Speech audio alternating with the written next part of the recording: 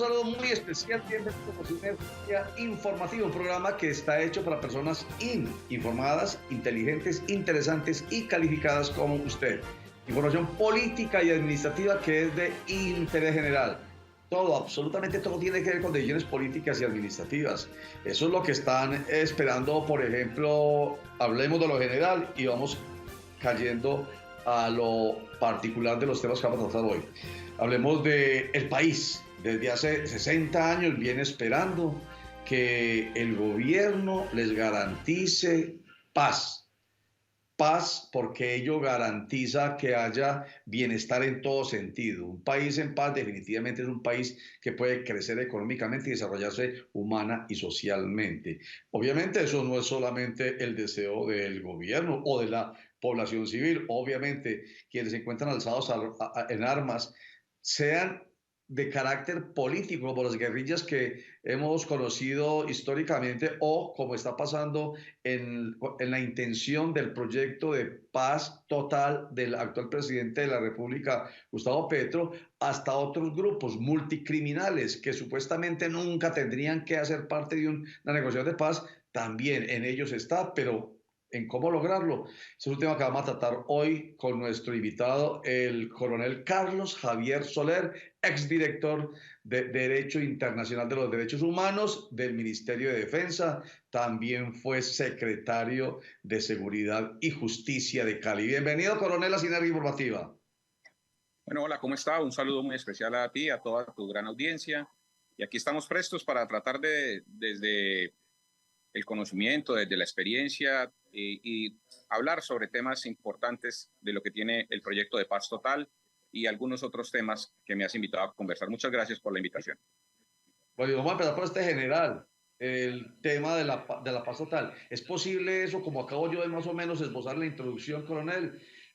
¿Es posible una paz total como la quiere el presidente Gustavo Petro, que no solamente se refiere a grupos guerrilleros, sino también a grupos de narcotraficantes, por ejemplo, como el Clan del Golfo? ¿Eso es posible?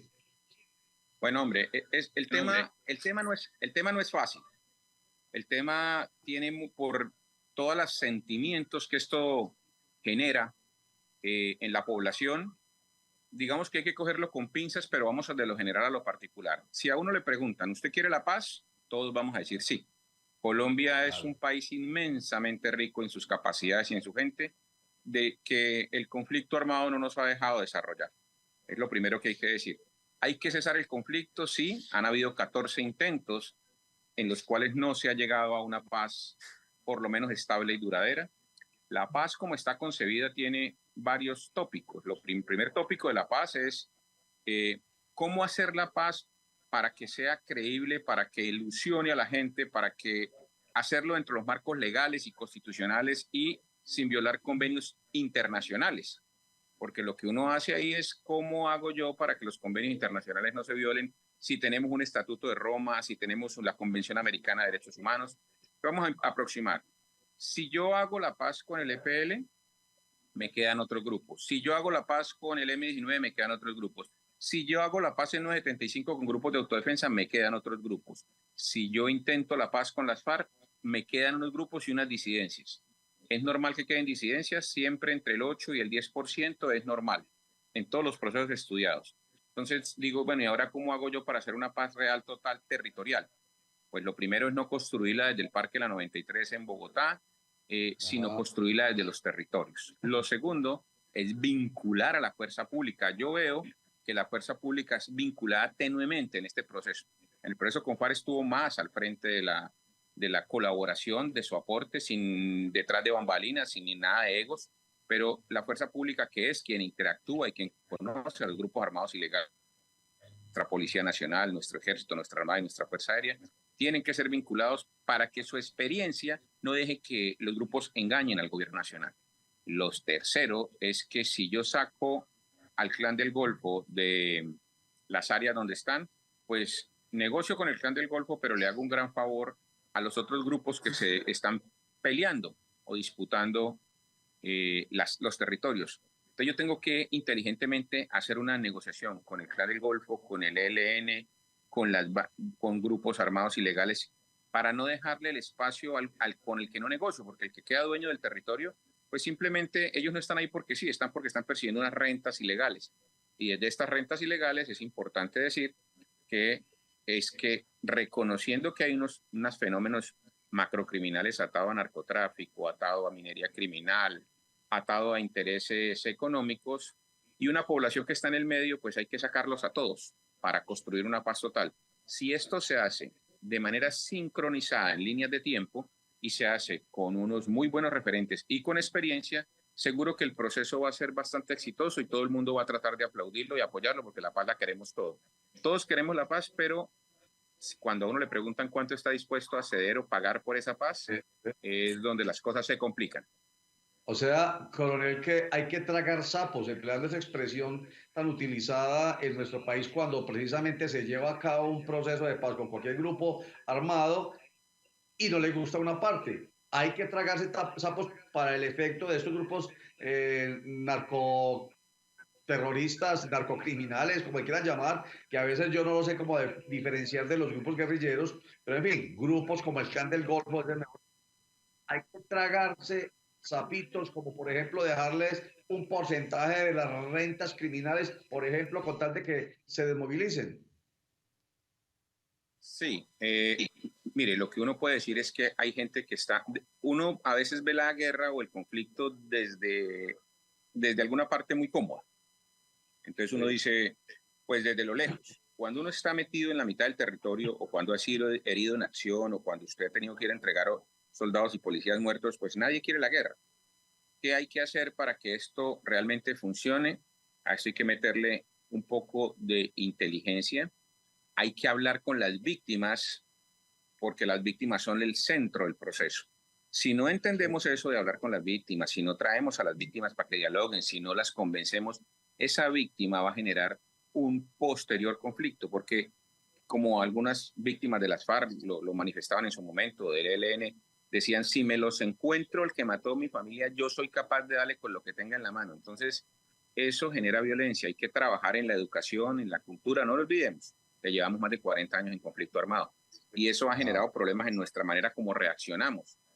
Nosotros nos preguntan si la paz, sí, todos queremos la paz, pero ahí hay un tema de víctimas que son muchas, que han sido desplazados, que han sido violentados, que sus hijos han sido secuestrados, que han pagado extorsión, que han tenido muertos. Lo que Vicen-Fisa, el pasólogo, llama daños ocultos en el espiral de la violencia. Esos costos ocultos hay que trabajarlos. ¿Desde dónde? Desde la parte de la psicología, desde la parte de liberación y hablar sobre el perdón. La paz, uno no puede obligar a una persona que perdone. Uno puede darle la oportunidad de que le pidan perdón y perdonar es una decisión personalísima. Muchos se equivocan, quienes creen que es que el perdón se otorga por un decreto. No. Usted puede hacer la paz por decreto, tal vez, pero el perdón hay que trabajarlo con quien realmente sufrió el daño. Yo no porque yo mañana firmo un decreto, entonces ya la gente me perdonó. No, señor. Hay que obligar a los victimarios a que pidan perdón y sobre todo que se comprometan a no repetir ese tema de victimización. Allí está la clave del tema. Allí está la clave. Bien.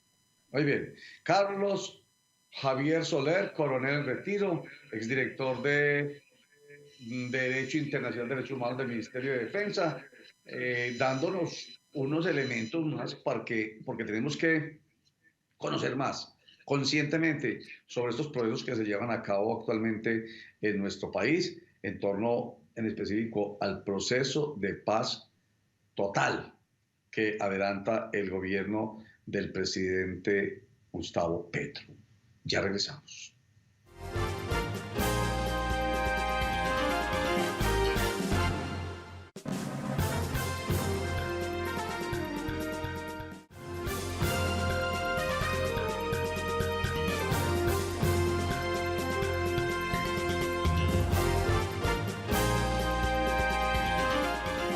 Bueno, continuamos tratando con el coronel Carlos Javier Soler.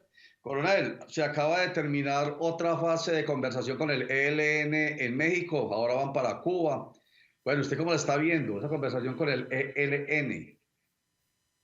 Bueno, ¿qué te tengo que contar? Yo hice parte del equipo negociador hace 5 años con el ELN, tanto en Ecuador como en Cuba, hasta que se reventaron los diálogos por el asesinato que reprocho en contra de nuestros cadetes de la Escuela de la Policía General Santander. Yo le tengo que decir que negociar con el ELN no es fácil.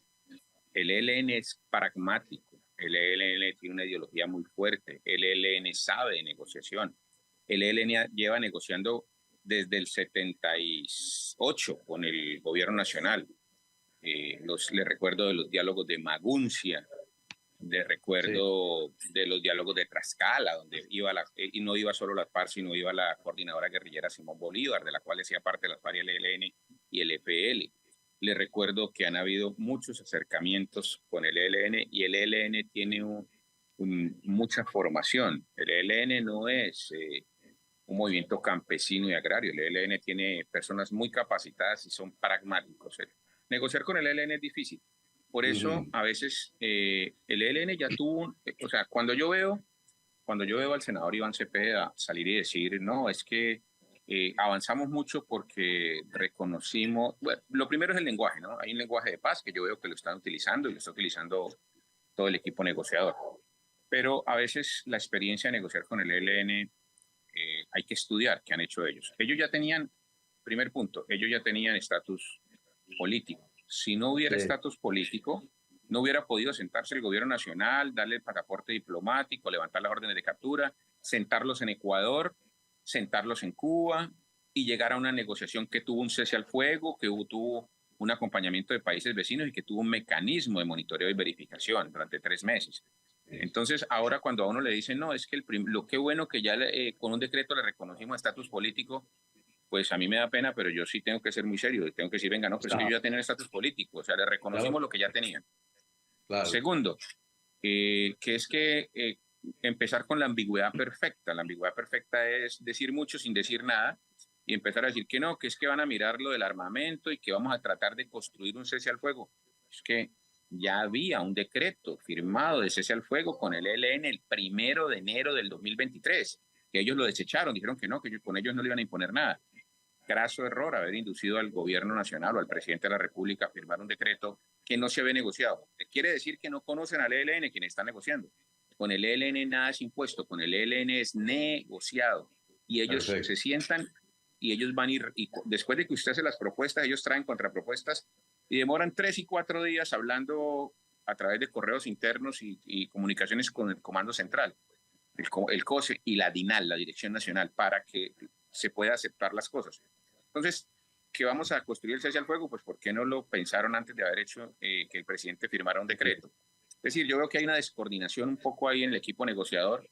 Y lo tercero que yo estoy viendo es que el armamento, ellos nunca han hablado de entregar el armamento, porque para ellos es un tema de dignidad y ellos no quieren sentirse unos hijos chiquitos del proceso de las FARC. Pues allí hay unos inconvenientes. Negociamos en medio del conflicto, pero eso no lo dicen. Entonces ahí en el comunicado decir, estamos negociando en medio del conflicto, porque cuando yo hablo de paz total, la fuerza pública, entonces ¿será que se va a relajar? Y le tengan cuidado con el ELN, porque el ELN les va a poner minas, los va a seguir secuestrando, los va a atacar, los va a intentar volar. O sea, hay conflicto y hay que tenerlo claro. Estamos negociando en medio de la pelea y que por ningún motivo se van a parar de la mesa. Es decir, ojo con eso también, porque eso tiene una doble connotación. O sea que mañana pueden haber otras bombas y otros 23 muertos en una escuela y eso no ayuda a la construcción de país. Y no nos paramos porque ahí está acordado que no nos paramos. Entonces ahí hay un tema bien delicado porque se habla de restringir las operaciones ofensivas de la fuerza pública. Y frente a eso yo tengo que decirle, quien está asesorando al gobierno y a la mesa negociadora tiene que tener mucho cuidado, porque restringir las operaciones ofensivas puede ser entendido como que el ejército, la policía, la fuerza aérea y la armada no pueden atacar al ELN, pero de allá para acá podrían atacar. Entonces la respuesta es tal vez sí. Entonces ahí hay problemas. Muy bien. De concepción y diseño. Como no es posible abundar mucho más y no conocer su visión general sobre el tema, que algo nos ayudará, vamos a hacer un corte y vamos a dar este bloqueito más cortico para dejar el que sigue un poquito más amplio para que hablemos sobre un caso particular ya de situación de seguridad del orden público, que es el paro minero que se está sufriendo en el Bajo Cauca y en el nordeste antioqueño. Corte para mensaje, ya regresamos.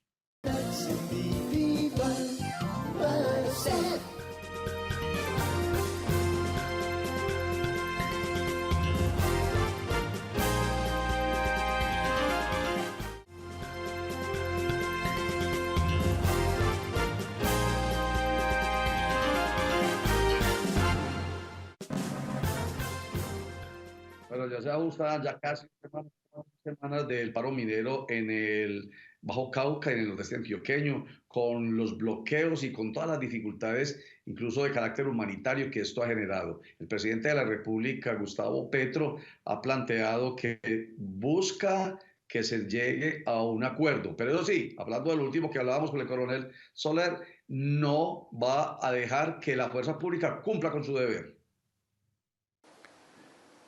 La presencia de la fuerza pública, que hoy es masiva en el territorio, se va a mantener.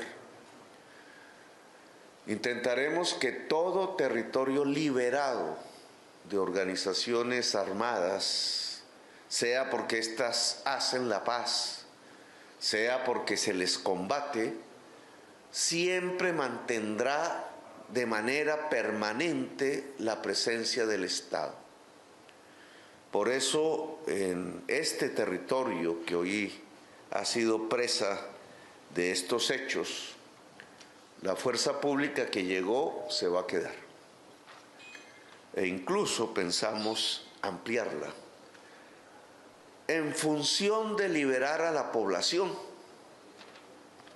no en función de oprimirla. Oprimida está por la coerción, por la extorsión, por la violencia. Coronel Carlos Javier Soler, ¿qué necesita esta afirmación del presidente Gustavo Petro? Bueno, ahí hay varios temas. Lo primero que yo entiendo es que Vamos muy hay largo una para otros temitas. Lo primero Por es favor. que hay una Sí. intención de ampliar la tropa, amplía la capacidad operativa de la fuerza pública en el Bajo Cauca.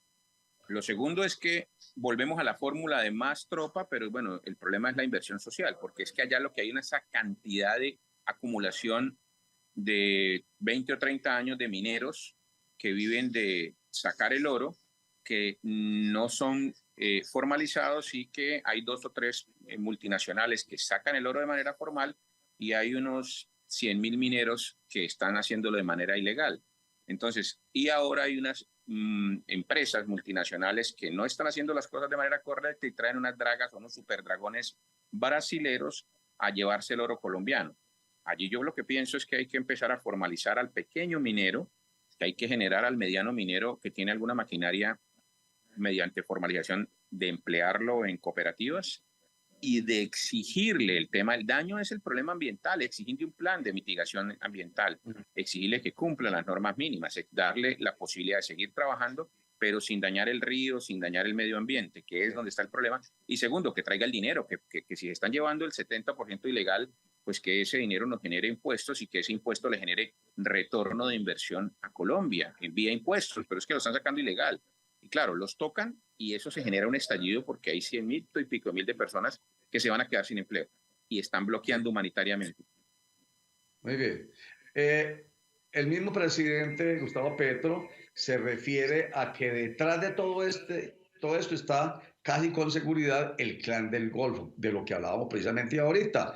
Lograr una paz total con un grupo armado al margen de la ley que no está respetando las posibilidades que se le está brindando desde la institucionalidad. Aquí está el presidente Gustavo Petro. Si el Clan del Golfo está detrás del paro, como muchos de los indicios así lo demuestran, hay que decirlo, no tiene voluntad de paz.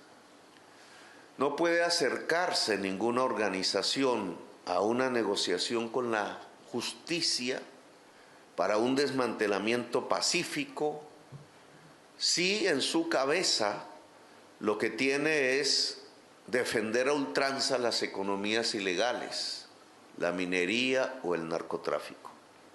La paz no es para mantener el narcotráfico. La paz es para desmantelar el narcotráfico y la minería ilegal. Y toda agrupación que quiera acercarse al Estado, y en este caso al Poder Judicial, debe tener eso absolutamente claro. Ni el gobierno ni el Estado son para engañar. Coronel Carlos Javier Soler, comentario al respecto. Claro, estoy totalmente de acuerdo. Si uno quiere hacer la paz total, tiene que ser serio en los planteamientos y tiene que acogerse. Ojo, el Clan del Golfo tiene un cese al fuego, pero es que allí es donde yo insisto. El ELN tenía un cese al fuego y lo rechazó. Y las FARC, las disidencias de FARC tienen un cese al fuego, las dos disidencias, el residual primero y Marquetalia o Narcotalia, como lo denominan.